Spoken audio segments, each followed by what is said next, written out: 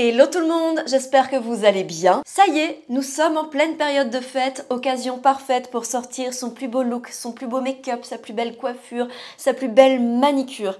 Seulement, il y a un obstacle qu'on rencontre très souvent en cette période de fête, c'est le manque de temps entre les préparatifs, les cadeaux, les enfants, les petits-enfants, le ci, le ça, le machin. Chaque minute compte et c'est pourquoi je me suis dit que c'était vraiment l'occasion parfaite de ressortir ce bon vieux maquillage de la flemme facile et rapide. Je vais donc vous montrer comment réaliser ce style de maquillage en version vraiment rapide et efficace à travers des conseils, des astuces, à travers plusieurs options que vous pourrez choisir par rapport à votre timing. Alors déjà, le premier conseil que je pourrais vous donner si vraiment vous n'avez que 5 minutes devant vous, que c'est vraiment la galère, optez plutôt pour un maquillage hyper minimaliste et misez plutôt sur ce qui va se passer autour. Par exemple la coiffure, un joli brushing, une queue de cheval haute par exemple. Ensuite vous aurez bien évidemment les vêtements qui vont beaucoup compter dans le total look des fêtes, sans oublier les bijoux qui restent une valeur sûre, et vous avez également la manicure.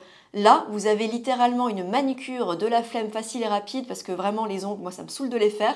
Et cette manicure, je l'ai faite avec la marque Manucuriste qui est le sponsor de cette vidéo. Bon, je pense que vous êtes déjà très nombreuses et nombreux à connaître cette marque, mais si ce n'est pas le cas, sachez que c'est une marque qui est française et qui a développé toute une gamme qui s'appelle Green Flash et qui permet chez vous de pouvoir vous faire des manicures semi-permanentes d'une manière très facile et en un temps record. Et le gros plus de ces produits, c'est que en plus d'être hyper facile à utiliser, c'est que ce sont des vernis qui sont biosourcés, vegan, cruelty-free et hyper respectueux de l'environnement et en plus qui ne vont pas du tout abîmer les ongles. Et ce sont vraiment des vernis géniaux si comme moi vous voulez quelque chose de rapide, efficace, qui tient et en plus de qualité. Et donc vous vous en doutez, pour les fêtes, Manucuriste a sorti une superbe collection à travers notamment 3 nouvelles couleurs de vernis semi-permanent, la teinte satin, la teinte quartz, la teinte mystique, ainsi que la trousse Let's Flash, une énorme et magnifique trousse argentée en édition limitée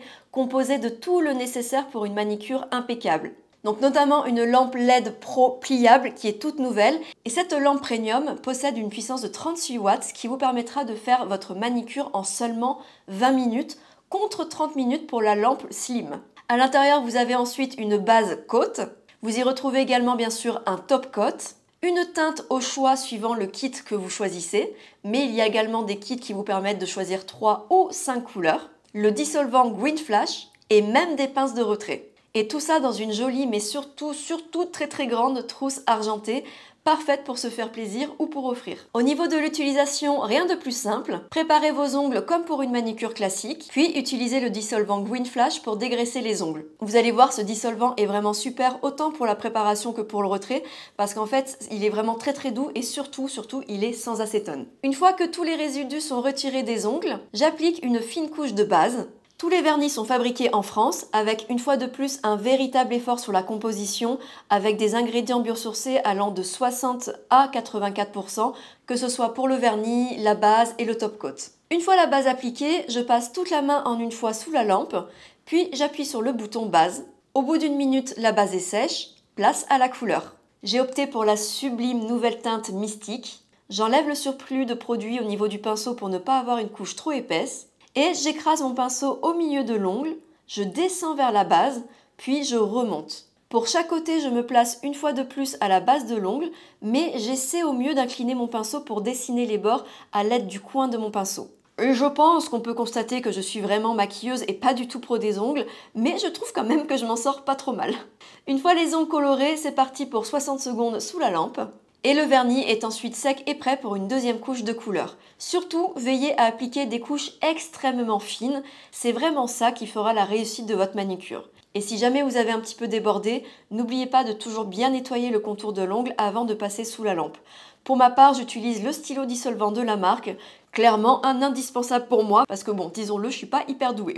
Et ensuite, c'est reparti pour une minute sous la lampe, après laquelle je passe à la troisième étape qui est le top coat. Et si vous êtes déjà adepte des manucures classiques, vous le savez, le trio base, couleur et top coat, c'est vraiment ce qui va permettre d'avoir une jolie couleur avec une meilleure tenue et de la brillance. Pour l'étape du top coat, on ne passera pas 1 mais 2 minutes sous la lampe. Et comme mon vernis est déjà sec, j'en profite pour également appliquer une crème pour les mains de la marque Manucuriste pour hydrater et assouplir les mains. Et voilà!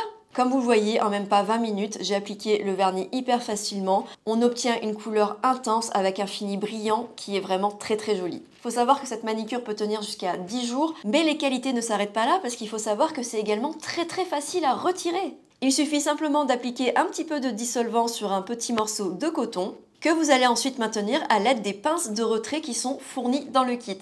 Le temps de pose recommandé est de 1 minute et tada! La couleur se détache littéralement toute seule de l'ongle. C'est très très marrant parce que ça fait des espèces de une petite pellicule comme ça qui se détache et c'est hyper satisfaisant. Et ensuite, il ne reste plus qu'à démaquiller la base à l'aide du même coton.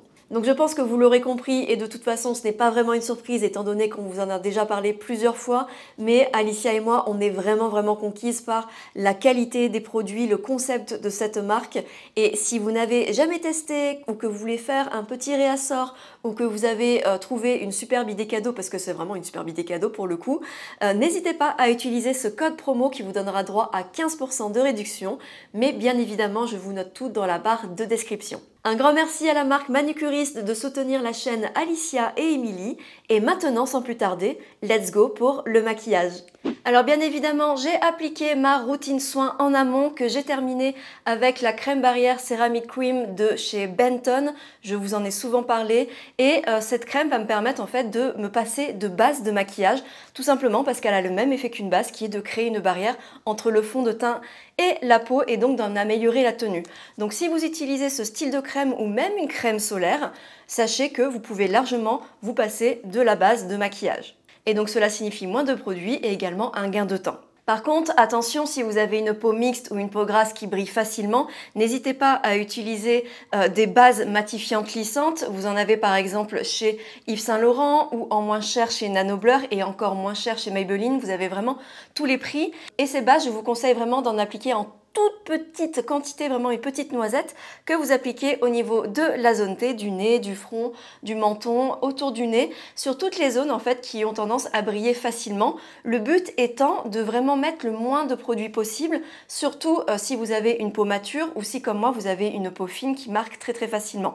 Et d'ailleurs à la place des bases lissantes matifiantes, vous pouvez très bien utiliser des feuilles matifiantes de ce style qui permettront de matifier sans ajouter de produits. Et là, ce sont les feuilles de chez Gatsby qu'on commande sur YesStyle avec Alicia qui sont vraiment super efficaces et qui permettent du coup de matifier sans ajout de produit et en 2 temps 3 mouvements. Par contre, même si nous sommes dans un maquillage de la flemme facile et rapide, vous le savez pour ma part, je mise quand même tout sur le travail de mes sourcils parce qu'il y en a besoin. Et en ce moment, j'adore utiliser le Glued 4 Brows Edges Waterproof. Mais attention, c'est bien la version waterproof que je trouve vraiment beaucoup plus efficace que la version jaune parce que je trouve qu'il sèche beaucoup plus vite en fait, tout simplement. Par contre, même si celui-ci il sèche plus vite, il met quand même un petit temps à sécher.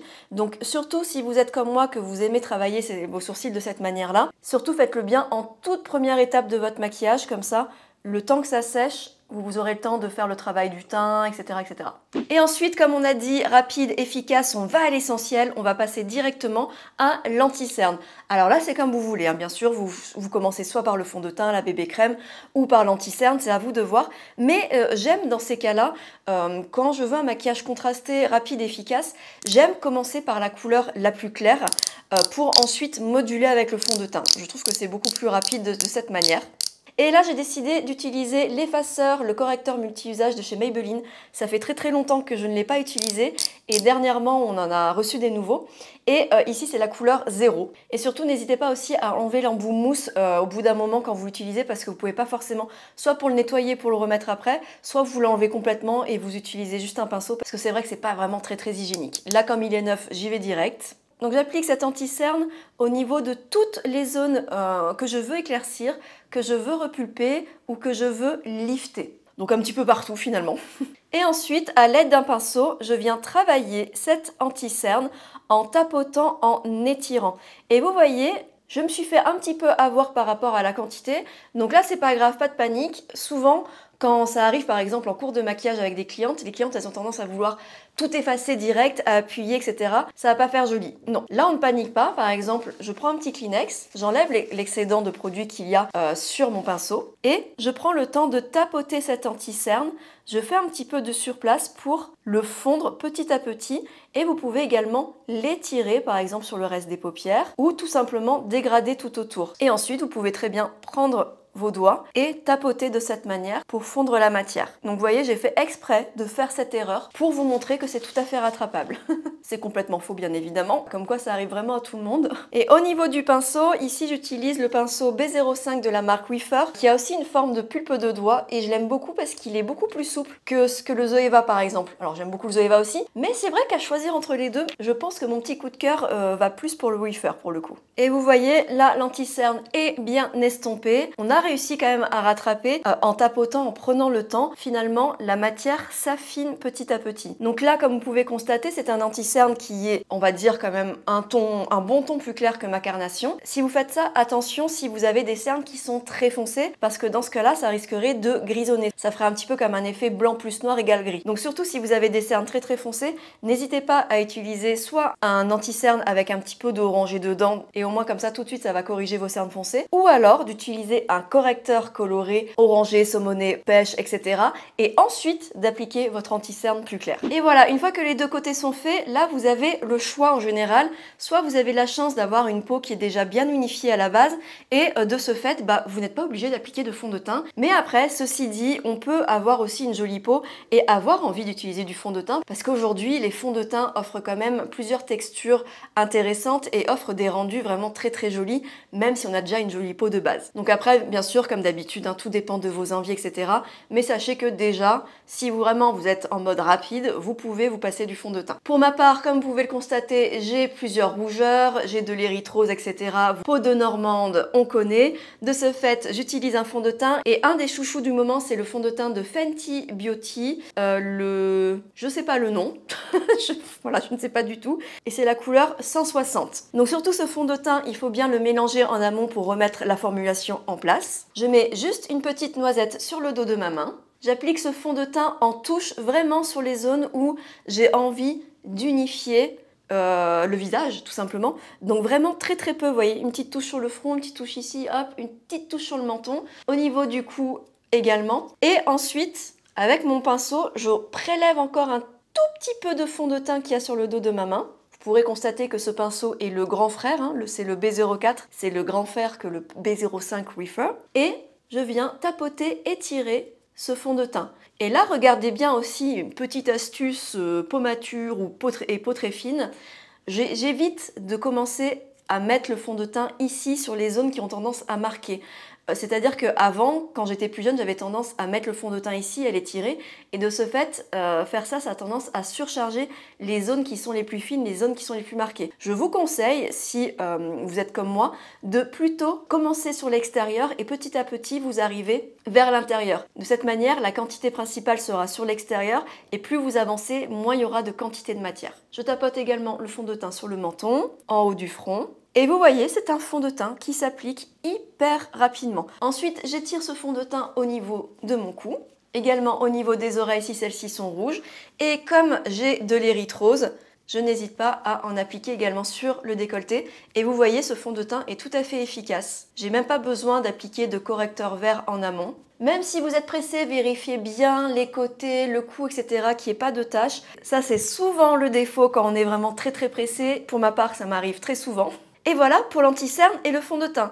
Donc vous voyez, c'est vraiment hyper rapide et ça aurait pu être plus rapide si j'avais appliqué moins d'anti-cerne au début. Ensuite, vous avez le choix, soit vous poudrez votre teint maintenant pour le fixer, soit vous appliquez des produits crème, blush, bronzer, etc.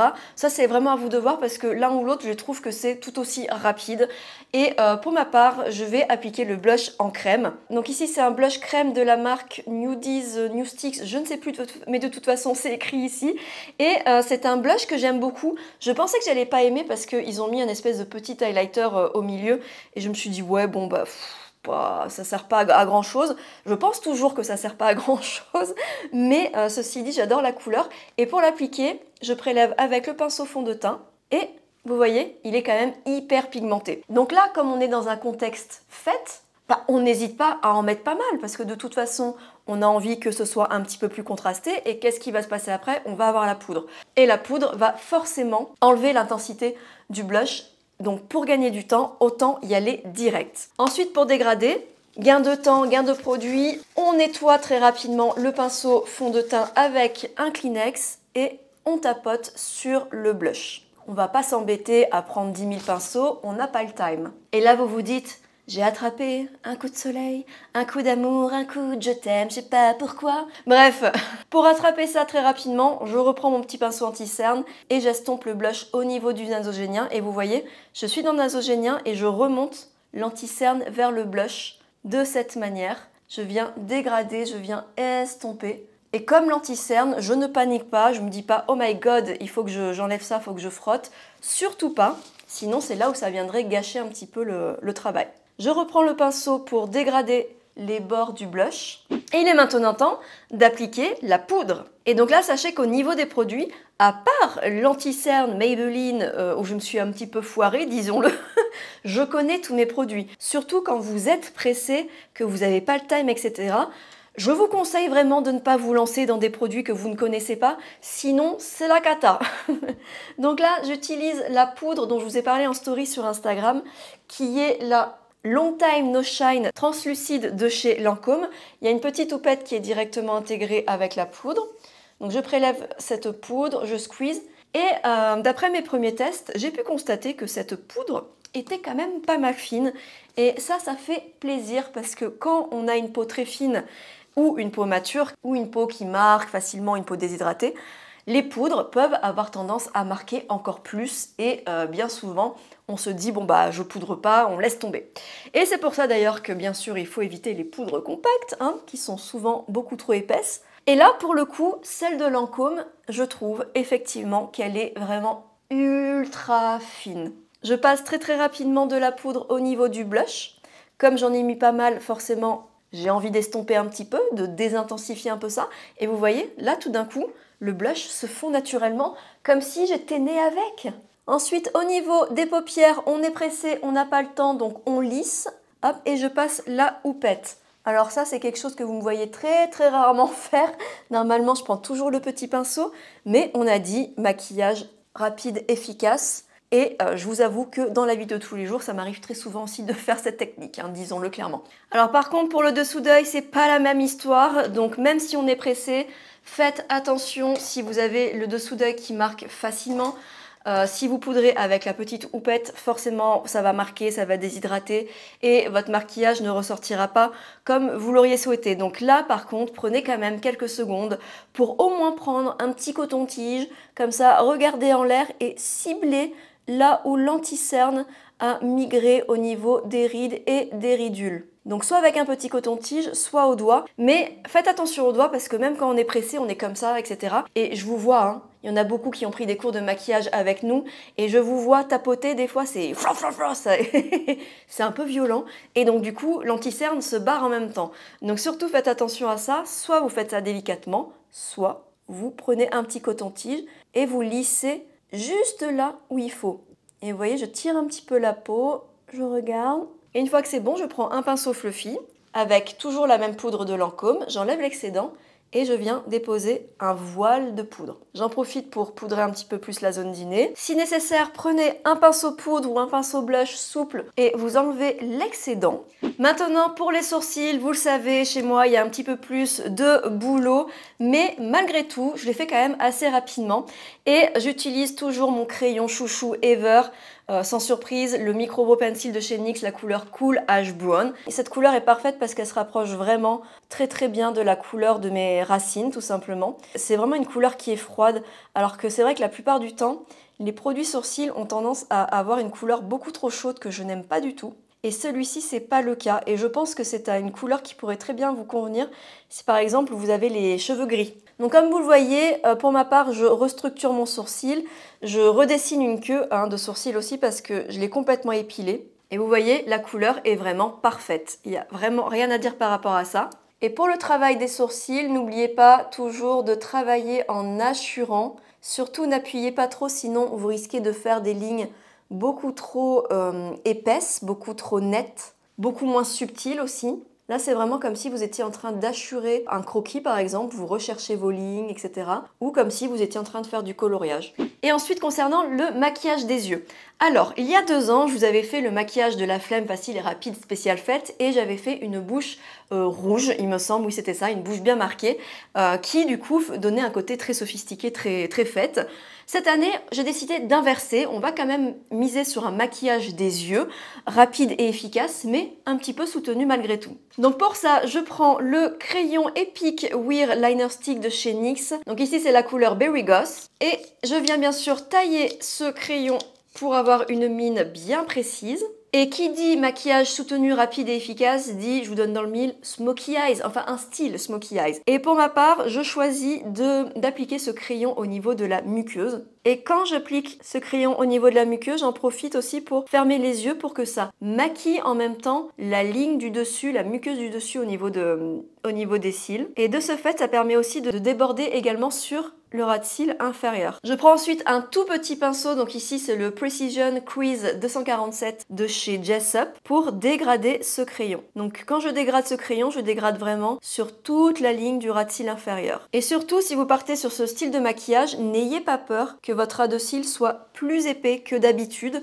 parce que de toute façon, le haut va venir accompagner le bas. Donc je dégrade bien, je descends la couleur au niveau de mon ras de cils et vous voyez, je fais vraiment le long, d'une manière hyper rapide. Et je fais pareil sur le ras de cils supérieur. Je commence par l'extérieur du ras de cils, plus épais, et petit à petit j'avance vers le coin interne en essayant d'affiner un petit peu plus le crayon, mais c'est pas grave si c'est épais de la même manière. Et ensuite, vous pouvez même prendre le doigt pour dégrader ce crayon au niveau de la paupière mobile. Là, vous voyez, je remonte le crayon et du coup, ça commence déjà à apporter une espèce de couleur au niveau de la paupière mobile. Je réintensifie au niveau du ras de cils. Et là, par contre, au moment où je réintensifie, je prends mon pinceau pour dégrader uniquement la fin de la couleur et du coup, qu'on garde l'intensité qu'on vient d'ajouter. Et là, vraiment, on ne cherche pas quelque chose de parfait du tout, loin de là. Le seul truc sur lequel il faut vraiment faire attention, c'est que lorsque vous appliquez le crayon, de bien vous coller à vos cils pour pas qu'il y ait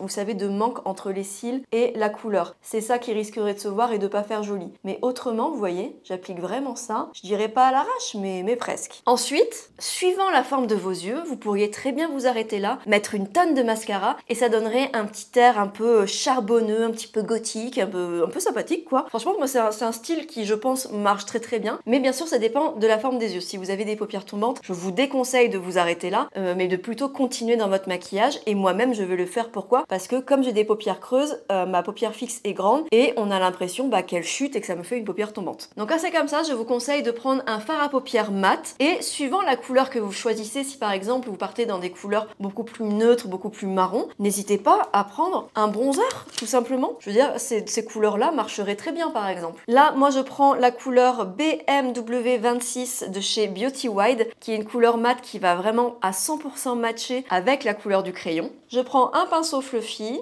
je prélève ce fard. Pour ma part, je préfère prendre une texture mat pour justement que ça puisse structurer un minimum les yeux. Je regarde en face de moi et je viens cibler la structure de l'œil, donc le pli entre la paupière fixe et la paupière mobile. Et si vous avez une paupière tombante ou une paupière comme la mienne, c'est vraiment ici qu'il faut venir cibler pour pas qu'on ait l'impression que votre œil soit coincé. Et vous voyez, je pars de l'extérieur et je reviens juste à peu près jusqu'au milieu. Si vous avez une structure qui est bien équilibrée, qui part normalement par là, n'hésitez pas aussi à aller jusqu'au bout. Sinon, vous restez sur l'extérieur et vous faites en sorte de faire beaucoup plus épais. N'ayez pas peur de monter la couleur. Ça, c'est le plus gros défaut qu'on rencontre lors de nos cours de maquillage, c'est de ne pas sortir suffisamment la couleur. Et si vous ne sortez pas la couleur, eh bien, je vous le donne dans le mille, la paupière restera tombante. Et ensuite, je prends le pinceau qui a posé la poudre au niveau du contour de l'œil. Je le nettoie sur un Kleenex, une serviette, peu importe, pour le rendre neutre. Et je dégrade, je floute, mais alors très rapidement, en 2 temps 3 mouvements. Là, on ne cherche pas un dégradé parfait parce qu'on n'a pas le temps. Et c'est pour ça qu'on part dans un style beaucoup plus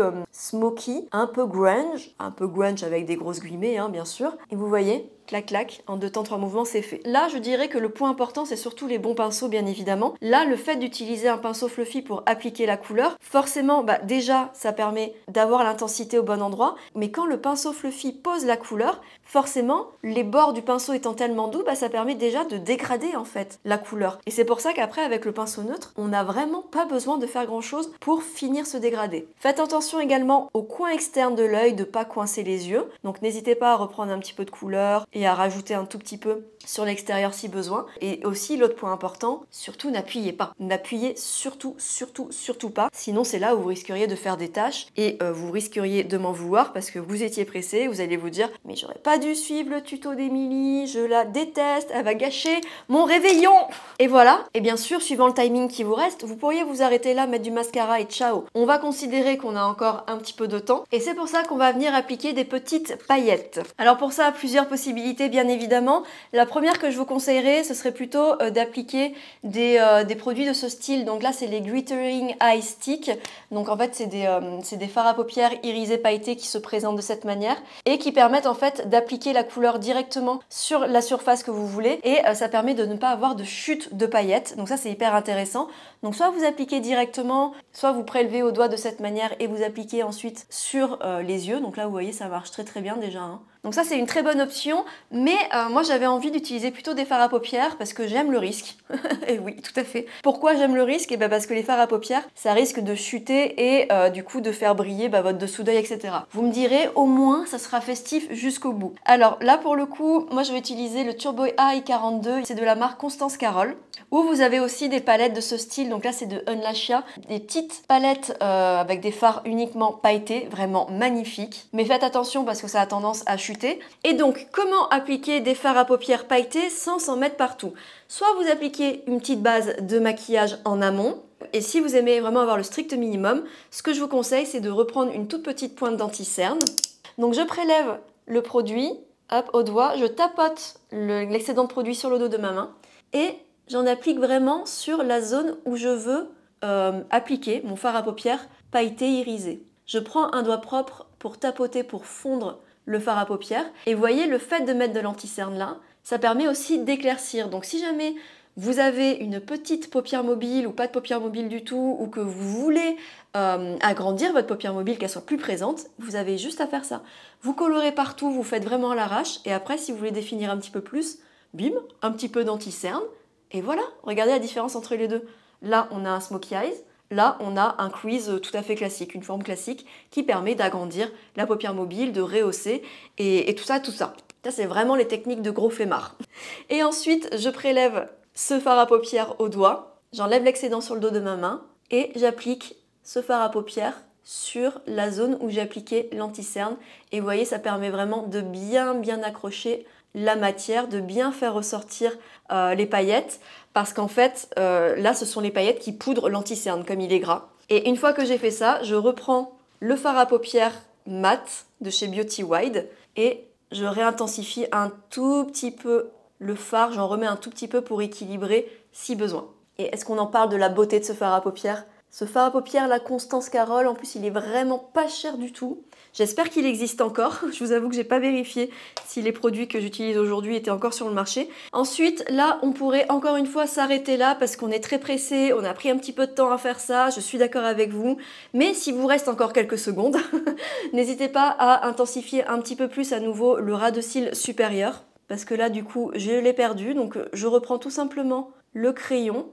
Et là, pour ça, n'hésitez pas surtout à vous adapter à la taille de votre paupière. Si vous avez une petite paupière mobile, c'est sûr que ça sert à rien du tout de réintensifier le ras de cils parce que du coup, vous risqueriez de cacher ce que vous venez de faire avec l'anti-cerne et le fard pailleté. Et vous voyez la différence entre les deux, ça permet de récupérer un petit peu ce côté plus charbonneux. Mais encore une fois, je ne cherche pas du tout quelque chose de parfait.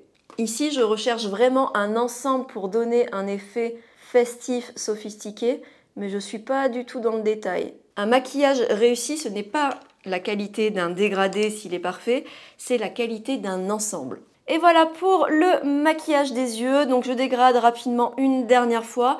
Bien sûr, vous avez la possibilité de changer de couleur, de changer de forme, de garder le côté plus smoky qu'on avait au départ sans les paillettes. C'est vraiment à vous de voir ce que vous préférez comme intensité. Et là, je recourbe les cils avant d'appliquer le mascara. Alors ça, c'est une habitude sur laquelle je ne fais jamais la passe parce que voilà, je trouve que c'est beaucoup plus efficace.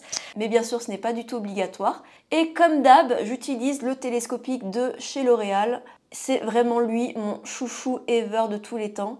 Je l'aime beaucoup parce qu'en fait, il permet vraiment bien d'allonger les cils. Et si vous voulez plus de volume, il suffit juste de prendre la pointe de la brosse et de le passer comme ceci, hop, pour apporter plus de volume au niveau de la racine. Et ensuite, vous repartez de la racine vers la pointe pour allonger les cils. Donc là, j'hésite pas à en mettre beaucoup, plusieurs couches, limite en paquet, parce que de toute façon, on est sur un effet un petit peu smoky. Et ça aussi d'ailleurs, lorsque vous vous maquillez, des fois, enfin pendant longtemps, on peut se dire c'est moche, ça donne rien, ça donne rien. Et une fois qu'on met le mascara, alors là, ça change tout. Ça révèle le maquillage, c'est vraiment ça qui vient sublimer en fait le maquillage des yeux. Et voilà le résultat avec le mascara. Alors là, ce qu'on pourrait faire déjà, c'est apporter bien sûr plus de relief parce que je n'ai pas du tout appliqué de bronzer ni de contouring au niveau du visage. Et pour ça, je vais appliquer une palette que j'ai découvert récemment. Alicia vous en a déjà parlé. C'est la palette Charlotte Bio by Arnaud Sol Dourdin qui est une palette du coup il y a un bronzer, un contouring, un highlighter et un blush. Et c'est une palette qui est hyper pigmentée. Et pour ma part, il y a une couleur, je pense que vous en doutez, qui me plaît particulièrement, c'est la couleur du contouring, tout simplement parce qu'elle est neutre et c'est exactement ce type de couleur que j'utilise tout le temps, notamment pour raboter mon front. Donc là, c'est très rapide. Attention, cette palette est extrêmement pigmentée, donc enlevez bien l'excédent sur le dos de votre main. Et j'applique ceci à la racine des cheveux et vous voyez, tout de suite mon front est raboté et vraiment c'est rapide et efficace quoi, il n'y a pas de taches et on a l'impression que c'est vraiment mon ombre naturelle. J'aime beaucoup cette couleur. J'en profite également pour travailler un petit peu plus l'ovale du visage. Donc si comme moi vous avez l'ovale qui s'affaisse, partez donc, vous prenez le bronzer sur l'ovale comme ceci, hop, vraiment sur l'os et ensuite vous partez vers le bas, vous dégradez ce bronzer vers le cou, ce contouring pardon, enfin bref, vous m'avez compris. Ensuite, j'aime bien également en appliquer un petit peu sous le bout du nez pour réduire l'espace qu'il y a entre le nez et la bouche. Et vous voyez, en 2 temps 3 mouvements, c'est fait. Ensuite, je nettoie mon pinceau blush et je vais rehausser quand même un petit peu mon blush, vous vous en doutiez, bien que je pourrais m'en passer, je suis d'accord avec vous, mais j'adore le Kissed by the Sun de chez Iconic London, la couleur Playtime. Il y a des choses qui ne changent jamais, voilà. Ce blush, je l'adore parce qu'il est à la fois blush et à la fois highlighter. Et c'est pour ça que j'adore l'utiliser. Mais j'aime bien l'utiliser surtout avec un autre blush crème en dessous parce que du coup, je trouve que la couleur est encore plus intéressante. Tout seul, c'est une couleur qui est un petit peu violacée, qui est aussi intéressante, mais qui est vraiment très froide. Et ensuite, comme c'est quand même un petit peu fort, je reconnais, je reprends mon petit pinceau fond de teint et je fonds très rapidement comme ceci le blush. Et maintenant pour la bouche, alors là si ça ne tenait qu'à moi, je mettrais juste du gloss, un petit gloss coloré et ciao parce que vraiment avoir une bouche maquillée ça me saoule la plupart du temps. Mais j'ai quand même envie de vous montrer une bouche maquillée parce que bon on est dans une vidéo donc on va pas non plus faire les choses à moitié. Mais j'ai pas envie d'avoir une bouche trop maquillée non plus. De ce fait je vais utiliser un crayon bois de rose, donc ici c'est le crayon Artist Color Pencil, la couleur 808 et je vais venir travailler le contour et également colorer la bouche avec pour rehausser finalement la couleur naturelle de ma bouche. Et voilà pour la bouche. Alors après je prends un petit Kleenex pour estomper un petit peu la couleur, bien que à la caméra ça ressort quand même beaucoup plus saturé que ce que ça ne l'est en vérité. Et ensuite je vais prendre le petit gloss Juicy Tubes original de chez Lancôme et qui ont un goût exceptionnel et je viens appliquer ce gloss sur le crayon directement. Ah, il est trop bon. J'adore. Et ensuite, j'enlève un peu l'excédent avec le Kleenex. Et finalement, je vous ai dit que je voulais pas une bouche trop maquillée, mais finalement, bon, ça fait quand même maquiller. Mais en tout cas, c'est plutôt sympa. Vous me direz ce que vous en pensez. Et ensuite, pour finir, si vraiment vous avez le time, mais alors ça, c'est vraiment une option, mais je ne pouvais pas ne pas glisser ce produit quand même dans ma vidéo. Un petit fixateur quand même. Donc là, c'est comme d'habitude, le Hyaluronic Glow Setting Mist de By Terry. J'aime bien parce que je l'utilise tout le temps, mais j'ai toujours besoin de lire ce que c'est au cas où, tu sais, si je vais oublier. Et donc, si vous vous préparez à passer une grosse journée, une grosse soirée, n'hésitez pas à utiliser ce type de fixateur pour prolonger la tenue de votre maquillage. Et l'avantage de celui-ci, c'est aussi qu'il va vous apporter une super hydratation, un super confort à la peau. Et ça peut être pas mal si par exemple, par malheur, vous avez mis un petit peu trop de fond de teint, un petit peu trop de poudre, que vous sentez que c'est un petit peu trop épais, ce spray fixateur va vraiment vous sauver. Et voilà pour le résultat du maquillage dans l'ensemble. Donc vous voyez, ça me donne un petit look festif. Effectivement, j'aurais peut-être pu faire un petit peu d'effort au niveau des cheveux, mais je me suis dit que comme on avait donné pas mal au niveau du maquillage des yeux, un petit lissage comme ça, c'était largement suffisant. Non, hein, oui. En tout cas, j'espère que ce maquillage vous aura plu. J'ai essayé de vous donner le maximum d'infos pour essayer d'aller à l'essentiel lorsque vous allez faire votre maquillage pour les fêtes, en tout cas si vous êtes pressé pour le faire. Et il faut savoir également que tous les produits que j'ai utilisés, ce sont des produits que j'apprécie particulièrement et que j'ai l'habitude d'utiliser. Oui, même l'anti-cerne Maybelline, c'est juste que ça faisait longtemps que je ne l'avais pas utilisé, j'avais un peu oublié comment il était. Mais surtout, ne vous focalisez pas forcément sur les produits, mais plus sur la technique, la manière de travailler les choses, parce que finalement, un anti-cerne qui coûte 3 € sera tout aussi efficace qu'un anti-cerne qui coûte 50 €. C'est vraiment la technique, la manière dont vous allez utiliser ce produit qui va compter le plus. N'hésitez pas à nous dire dans les commentaires quel style, quel look vous avez prévu pour les fêtes. Est-ce que vous êtes plutôt team pressé ou pas pressé, team minimaliste, team sophistiqué? On est curieuse de savoir tout ça. Et puis voilà, j'espère que ce maquillage vous aura plu, j'espère que ma manicure vous aura plu. Personnellement, je l'adore. N'oubliez pas que vous avez moins 15% et que tout est noté dans la barre de description. Je vous remercie d'avoir passé ce moment en ma compagnie, j'espère qu'il aura été agréable et je vous dis à très bientôt pour la dernière vidéo de l'année. Bye bye!